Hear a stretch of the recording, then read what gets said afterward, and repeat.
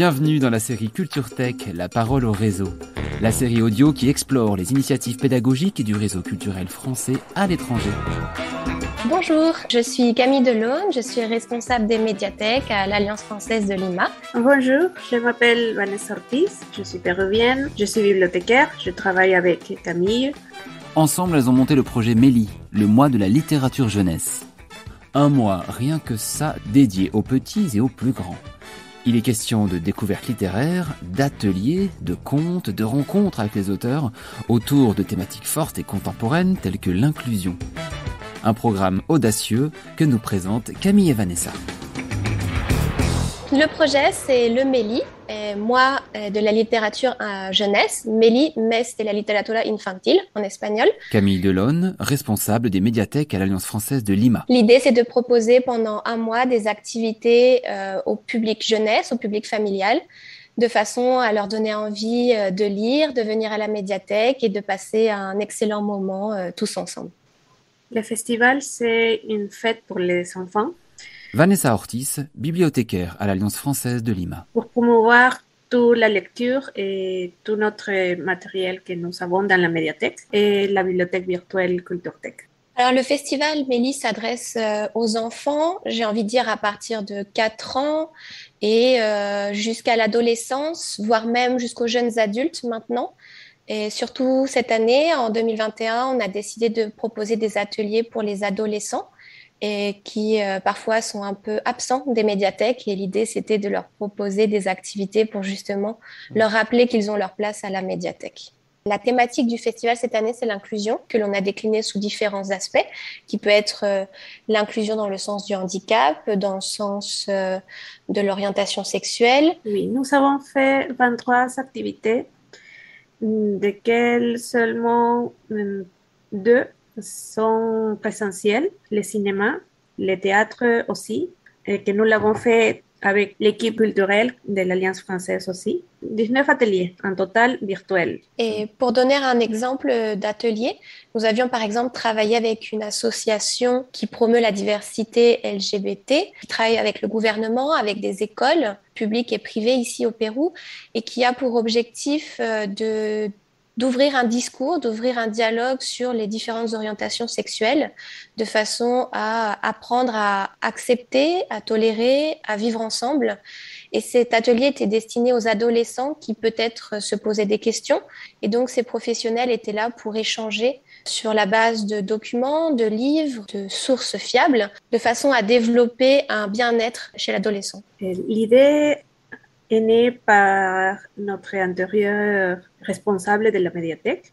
La plupart des personnes qui arrivent dans la médiathèque sont de public universitaire. On pourrait penser que la bibliothèque est un espace uniquement d'apprentissage du français dans le sens de travail, lecture, études, mais l'idée de Vincent, donc mon prédécesseur, c'était de faire vivre la médiathèque, que le public voit la bibliothèque comme un espace de vie, d'échange. Il n'y a pas seulement les livres fleuves, non, de l'apprentissage du français. Et concrètement, au cours de ce festival, il se passe beaucoup de choses. Tous les ans, il y a une thématique différente. On va articuler toute notre programmation autour de cette thématique et proposer des ateliers, des rencontres, des conférences, des séances de lecture, des séances de contes. Pour cela, on va faire appel à des artistes, à des conteurs, à des narrateurs qui vont animer un moment, une activité, un événement avec le public. Et les activités qui sont très populaires, que tous les enfants veulent les faire. Je pense que les ateliers sont très divers les uns les autres, dans le sens où, par exemple, cette année, on a fait une séance de contes africains avec un narrateur professionnel. Et on a fait également un atelier de création de papier recyclé, c'est-à-dire qu'on a créé le papier de zéro. Les personnes avaient été venues avec un mixeur, ils ont mixé le papier, ils l'ont fait sécher et on sont repartis avec ce papier qui, à la fin, c'était comme un marque-page ou comme un petit bloc-notes, non, pour prendre des notes de leur lecture, de ce qu'ils avaient aimé dans leur dernière lecture. On essaie de leur donner envie de lire, d'aimer l'objet livre, de ne pas le trouver ringard, mais en même temps, on fait le lien avec la bibliothèque virtuelle puisqu'on leur propose toujours de lire aussi numérique. car le virtuel s'est bel et bien fait une place de choix depuis la pandémie. Jusqu'à présent, le festival se tenait en présentiel, mais 2020 a changé la donne. Et les élèves et leurs professeurs n'ont eu d'autre choix que de s'habituer aux cours en ligne tout au long de l'année scolaire. Ces nouvelles pratiques ont naturellement préparé les internautes au festival online. Et nous avions un peu peur au début de lancer ce festival de façon totalement numérique. On ne savait pas vraiment à quoi s'attendre. Et donc, pour les ateliers du Méli, ça n'a pas posé problème. Ils sont très, très à l'aise avec les technologies. Ils n'hésitent pas à ouvrir leur micro, à partager leur écran, à nous montrer leurs recherches Internet, leurs dessins. C'est vraiment... Ils sont super mignons, les enfants. Ils ont envie de partager. Ils n'hésitent pas à échanger avec l'artiste lors de l'atelier.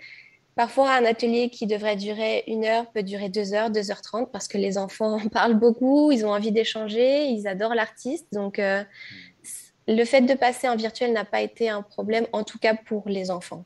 Le Méli 2021 a ainsi remporté un grand succès.